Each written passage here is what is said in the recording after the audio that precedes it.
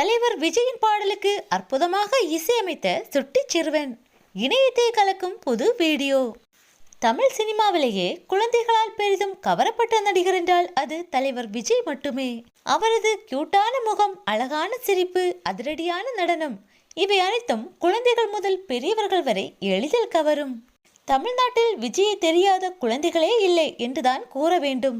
குழந்தைகள் விஜய் மாமா என அன்போடு அழைக்கின்றனர். விஜயின் படத்தில் இடம்பெறும் பாடல்கள் மட்டுமல்லாது அவரது கட்சி பாடல்களுக்கு கூட குழந்தைகள் அடிமையாகி வருகின்றனர். தலைவர் விஜயின் பாடல்களை கேட்டாலே குழந்தைகளுக்கு கூட புது உற்சாகம் பிறக்கும்.